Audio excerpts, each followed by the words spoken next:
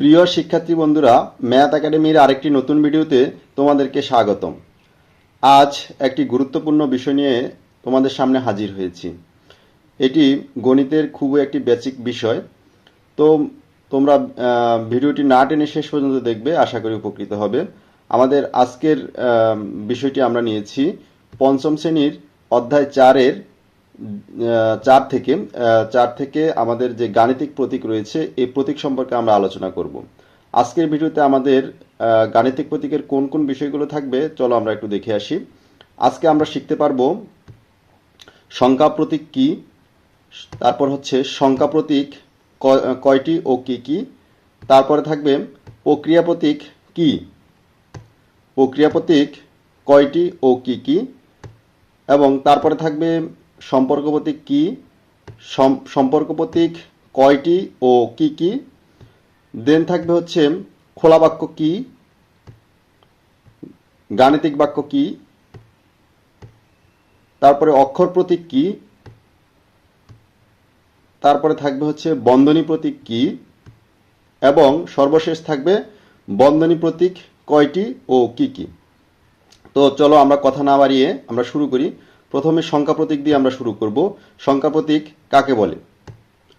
সংখ্যা প্রতীক হচ্ছে সংখ্যা বা অঙ্ক লেখার জন্য যে প্রতীকগুলো ব্যবহার করা হয় তাই সংখ্যা প্রতীক। অর্থাৎ ধরে নাও আমরা একটা সংখ্যা লিখলাম, কত, 5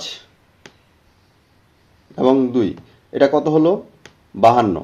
এই 52 লিখতে গেলে আমাদেরকে প্রথমে 5 ব্যবহার করতে হয়েছে এবং পরে 2 ব্যবহার করতে হয়েছে। তাহলে এই যে প্রতীকগুলো, এই যে 52 লিখতে গেলে আমাদের যা প্রতীক ব্যবহার করতে হয়েছে বা এরকম আরো প্রতীক রয়েছে, এই প্রতীকগুলোকে বলা হয় সংখ্যা প্রতীক। এই সংখ্যা প্রতীক কয়টি? এই সংখ্যা প্রতীক হচ্ছে 10টি। সংখ্যা প্রতীক 10টি। সংখ্যা প্রতীক 10টি কি কি? এই যে সংখ্যা প্রতীক 10টি। সংখ্যা প্রতীক 10টি হচ্ছে 0 থেকে শুরু হবে, 0, 1, 2, 3, 4, 5, 6, 7, 8 এবং 9। এটা হচ্ছে আমাদের এই সংখ্যা প্রতীক। এরপরে আমরা চলে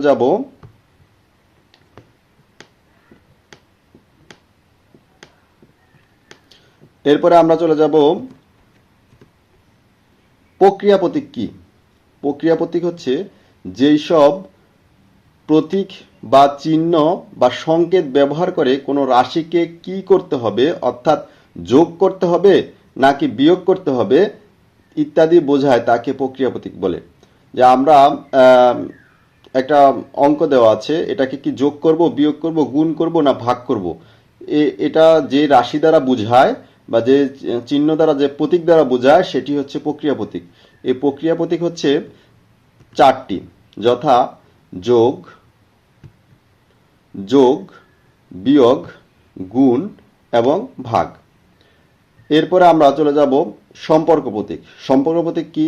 যে প্রতীকগুলো সংখ্যার মধ্যকার সম্পর্ক বোঝাতে ব্যবহার হয় তাদেরকে সম্পর্ক প্রতীক বলে। কি বোঝা গেল?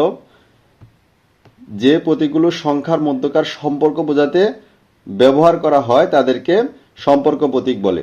আচ্ছা, আমরা সম্পর্ক প্রতীক কয়টি? সম্পর্ক প্রতীক হচ্ছে 6টি। প্রথমটা হচ্ছে বড়, তারপরটা সমান, তারপরটা ছোট, তারপরেরটা হচ্ছে বড় নয়, তারপর হচ্ছে সমান নয় এবং ছোট নয়। এই যে এই 6টি সম্পর্ক প্রতীক। এরপরে আমরা চলে যাব খোলা বাক্য কি।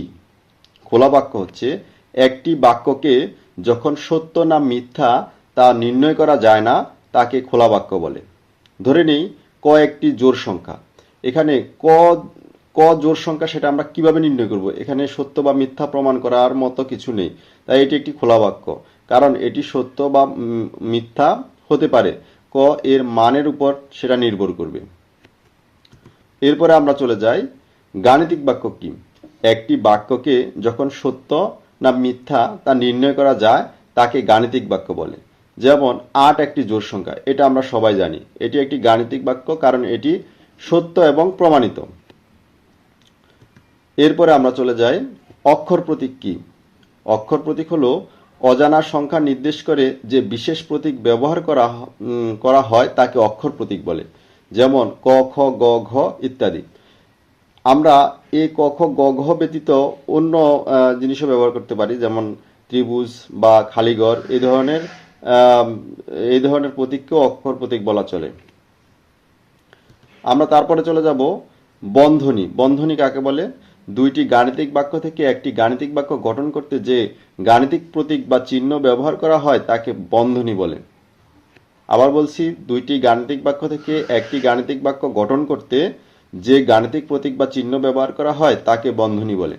বন্ধনী তিনটি, যথা প্রথম বন্ধনী, দ্বিতীয় বন্ধনী এবং তৃতীয় বন্ধনী।